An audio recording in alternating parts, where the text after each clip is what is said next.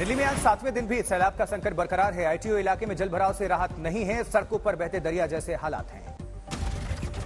ITO इलाके के एक पुलिस स्टेशन के बाहर भीतर कई दिनों से जल भराव की संकट है। बैराज का गेट जाम होने से मुसीबत से नहीं मिल रही निजात। जबकि दिल्ली में प्रगति मैदान के पास नाला टूटने से अंडरपास का बुरा हाल है। जल भराव में फंसी गाड़ी को धक्का देकर निकालने की नौबत आई। यमुना बाजार इलाके का सैलाब से आज भी बुरा हाल, दरिया में तब्दील दिख रहा है समूचा इलाका। सैलाब के बीच जानवर मरने से नहीं उठाने से फैल रही है दुर्गंध। दिल्ली में कश्मीरी गेट इलाके का भी बुरा हाल है। सड़क पर दरिया जैसे हालात हैं, राहगीरों को भारी परेशानी का सामना करना पड़ रहा है। दिल्ली में यमुना का जलस्तर अब गिर रहा है, 206.14 मीटर तक पहुंचा है। अभी भी खतरे के निशान से ऊपर बह रही है यमुना। दिल्ली में कई जगहों पर हुई तेज बारिश, मौसम विभाग ने जारी किया 5 दिनों का अलर्ट। जबकि दिल्ली में बाढ़ को लेकर भारतीय जनता पार्टी, आम आदमी पार्टी में आरोप प्रत्यारोप का दौर जारी है। बाढ़ पर सीएम केजरीवाल के घर हुई समीक्षा बैठक। दिल्ली में आज भी बारिश के आसार, केजरीवाल ने बाढ़ प्रभावित 6 जिलों के लिए मंत्रियों को लगाया। वहीं यूएई से लौटकर प्रधानमंत्री नरेंद्र मोदी ने दिल्ली के बाढ़ के हालात पर एलजी से जानकारी हासिल की। बाढ़ बारिश से पंजाब हरियाणा में कम से कम 55 लोगों की जान जा चुकी है। हिमाचल और यूपी में भारी बारिश के आसार हैं। वहीं उत्तराखंड के कई जिलों में जोरदार बारिश, धारचूला और पिथौरागढ़ में काली नदी उफान पर है। उत्तराखंड के कई जिलों में भारी बारिश का रेड अलर्ट जारी किया गया है। देहरादून, हरिद्वार, पौड़ी, टेहरी और नैनीताल में ऑरेंज अलर्ट। वहीं हिमाचल के हमीरपुर पहुंचे केंद्रीय मंत्री अनुराग ठाकुर, बारिश से हुए नुकसान का जायजा लिया। हिमाचल प्रदेश सरकार की प्रियंका गांधी वाड्रा ने की तारीफ, कहा सीएम सुक्खू के नेतृत्व में मंत्रियों, विधायकों, पुलिस प्रशासन ने किया सराहनीय काम। दिल्ली के कई जगहों पर हुई तेज बारिश से सैलाब जैसे हालात है। एनडीएमसी इलाके में पीने की पानी की किल्लत है। दिल्ली सरकार के मंत्री सौरभ भारद्वाज ने बाढ़ को बताया आपराधिक साजिश। कहते हैं वक्त पर एनडीआरएफ और सेना की तैनाती नहीं हुआ, सवाल खड़े होते हैं। दिल्ली में यमुना नदी के जलस्तर में बढ़ने से इलाके में जल जमाव की स्थिति, प्रगति मैदान में राहत बचाव कार्य जारी है। दिल्ली में 3 घंटे में 11 मिलीमीटर हुई बारिश, सुप्रीम कोर्ट के आसपास भी पानी जमा है। बाढ़ पर दिल्ली और केंद्र सरकार को घेरने के लिए कांग्रेस आज मौन सत्याग्रह करने वाली है। वहीं मथुरा में यमुना खतरे के निशान से ऊपर बह रही है। बढ़ा सैलाब का संकट, कई मंदिरों में जलभराव, प्रशासन ने निचले इलाकों के लिए जारी की एडवाइजरी। वहीं मुजफ्फरनगर में काली नदी का कहर है, करीब 12 गांव में सैलाब का संकट है। वाराणसी में बढ़ा गंगा का जलस्तर, घाटों और निचले इलाके में सैलाब का संकट। इंदौर में दर्दनाक हादसा, तालाब में डूबने से 2 बच्चों की मौत, एसडीआरएफ ने निकाला उनका शव। राजस्थान के हनुमानगढ़ में घग्गर नदी के सैलाब का बड़ा खतरा, तटबंधों की मरम्मत की जा रही है।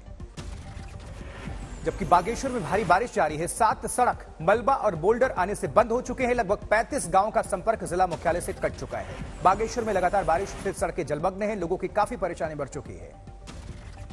नैनीताल में लगातार बारिश से जनजीवन अस्त व्यस्त है। पुलिस ने यात्रियों को सुरक्षित रखने के लिए पहाड़ी मार्गों पर यातायात बंद किया है। वहीं कुल्लू में बाढ़ प्रभावित इलाके से अब तक 24 शव बरामद किए जा चुके हैं, वहां की एसपी ने जानकारी दी है। सिरसा में घग्गर नदी में उफान के चलते कई गांव में जलभराव, बाढ़ के डर से पलायन करने को मजबूर हैं गांव वाले।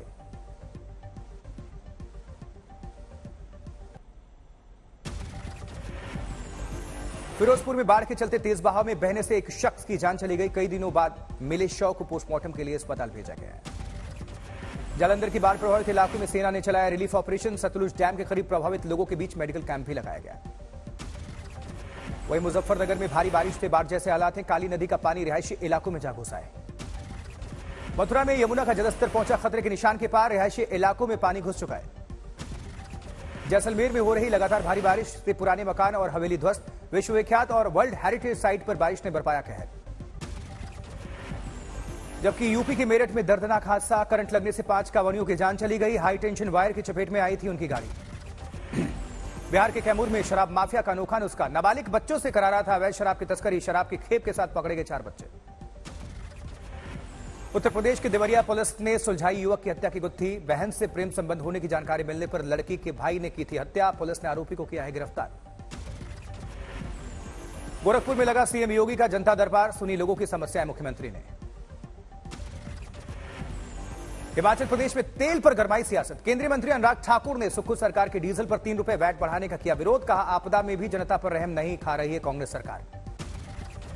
दक्षिण 24 परगना में धारदार हथियार से टीएमसी कार्यकर्ता की हत्या, 4 आरोपी हिरासत में लिए गए। उत्तरी 24 परगना में टीएमसी पार्टी कार्यालय पर फेंके गए बम, जिंदा बम बरामद हुए। बेंगलुरु में सीएम सिद्धारमैया ने सोमवार से शुरू होने वाली विपक्ष की बैठक की तैयारियों का निरीक्षण किया। जबकि हिंगोली में बढ़ती महंगाई को लेकर सरकार के खिलाफ कांग्रेस का विरोध प्रदर्शन, आंदोलन तीव्र होने पर पुलिस ने कार्यकर्ताओं को किया गिरफ्तार।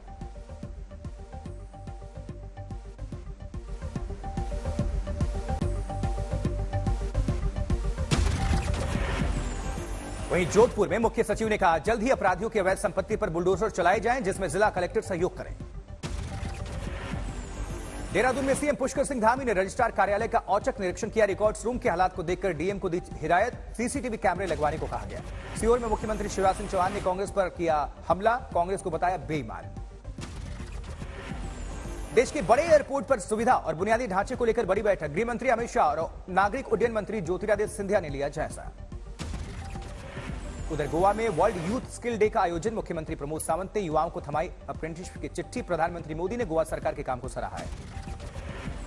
नोएडा प्राधिकरण ने 200 करोड़ के फ्रॉड मामले में एक शख्स को किया है गिरफ्तार, प्लानिंग की पूरी डिटेल बताई।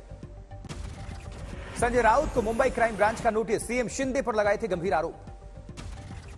जम्मू कश्मीर के एलजी मनोज सिन्हा बोले, पीएमवाई के तहत जम्मू कश्मीर में किसी भी बाहरी शख्स को नहीं दी जाएगी जमीन। भीम आर्मी चीफ चंद्रशेखर पर हमले की सीबीआई मांग को लेकर प्रदर्शन का आरएलडी करेगी समर्थन, 21 जुलाई को होगा प्रदर्शन। यूपी में युवाओं को योगी सरकार की सौगात, सीएम योगी ने 400 उम्मीदवारों को बांटे नियुक्ति पत्र। जम्मू कश्मीर में विकास की नई उड़ान, श्रीनगर के बाद बारामूला और हंदवाड़ा को मल्टीप्लेक्स सिनेमा हॉल का तोहफा, एलजी मनोज सिन्हा ने किया उद्घाटन।